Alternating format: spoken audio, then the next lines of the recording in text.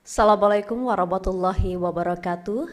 Salam hormat kami kepada seluruh masyarakat Indonesia, khususnya kepada para jamaah haji dan keluarga yang menyaksikan saat ini. Alhamdulillahirabbil alamin. Hari ini Senin 27 April 2026 kita telah memasuki hari ke-7 masa operasional penyelenggaraan ibadah haji 1447 Hijriah 2026 Masehi. Pada kesempatan ini kami akan menyampaikan berbagai perkembangan terkini terkait dengan penyelenggaraan ibadah haji dengan fokus pada layanan haji di luar negeri, khususnya di Madinah. Bapak Ibu sekalian, berdasarkan data yang kami himpun hingga Minggu pukul 24.00 waktu Indonesia bagian Barat, proses pemberangkatan jemaah haji Indonesia dari berbagai embarkasi di tanah air terus berjalan dengan tertib dan lancar. Secara kumulatif, jumlah kelompok terbang atau kloter yang telah diberangkatkan sebanyak 88 kloter dengan 34.657 jemaah. Sementara itu, untuk data ketibaan di Madinah, sejumlah 78 kloter dengan 30.611 jemaah. Jadi setibanya di bandara, jemaah ini langsung mendapatkan berbagai layanan dari petugas haji dan langsung diarahkan menuju ke hotel yang telah disiapkan. Dan proses kedatangan juga alhamdulillah berlangsung secara tertib dengan prioritas layanan bagi jemaah lanjut usia, disabilitas, serta kelompok rentan lainnya. Sedangkan dari sisi layanan kesehatan, pemerintah memastikan seluruh jemaah mendapatkan pelayanan optimal. Petugas kesehatan ini siaga memberikan layanan di berbagai titik, sebut saja mulai dari kloter, kemudian sektor, bahkan hingga fasilitas kesehatan. Jemaah yang mengalami gangguan kesehatan akan segera ditangani dan kondisi jemaah terus dipantau sebagai bagian dari perlindungan jemaah.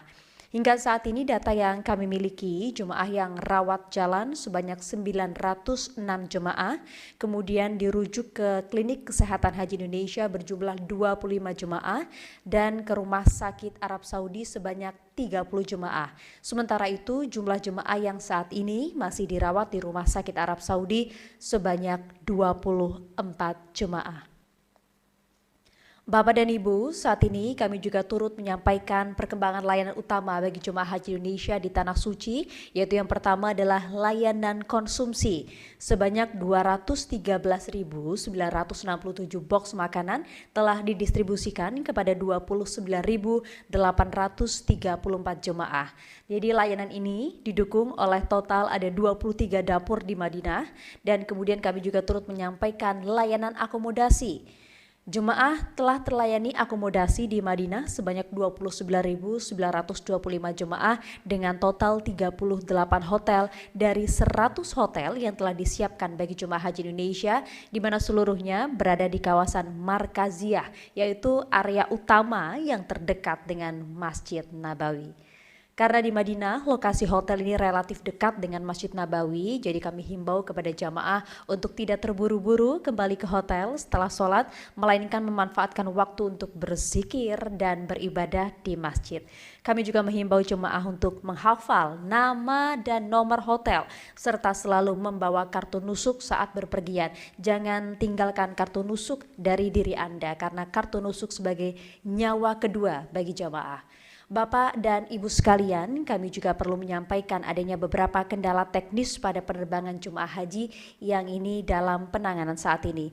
Pertama, ada kendala teknis pada tanggal 26 April 2026 di mana pesawat Saudi Airlines yang melayani rute Surabaya ke Madinah melakukan pendaratan teknis di Bandara Kuala Namu Medan akibat gangguan pada sistem hidrolik. Sebanyak 380 jemaah kini telah difasilitasi akomodasi di 3 hotel terpisah di sekitar bandara dan terus mendapatkan layanan serta pendampingan petugas.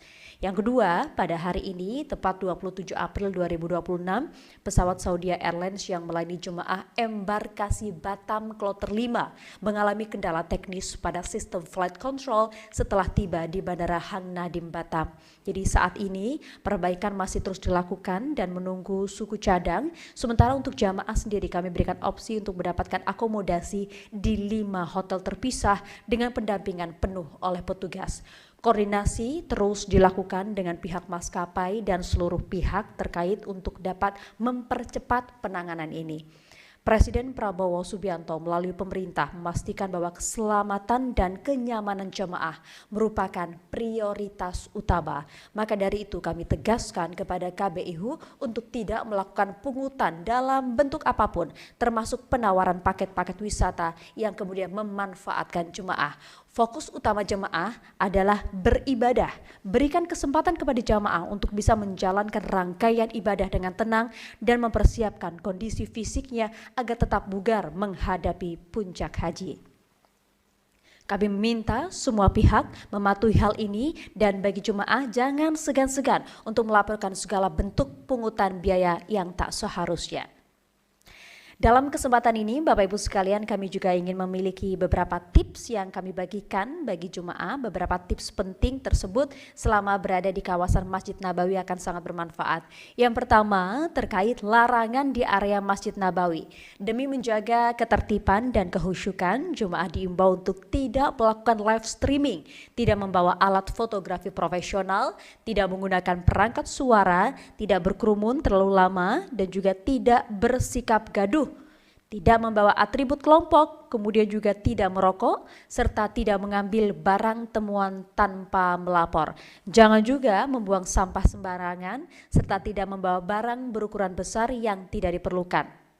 Kedua, untuk menghindari tersesat, jamaah diimbau untuk mengingat pintu masuk, menghafal nama dan nomor hotel, membawa kartu identitas serta kartu nusuk, dan juga pada saat Anda bepergian harus secara berkelompok. Kami mengimbau kepada seluruh jemaah untuk menjaga kesehatan, mengikuti arahan petugas serta menjaga kehusyukan dalam beribadah.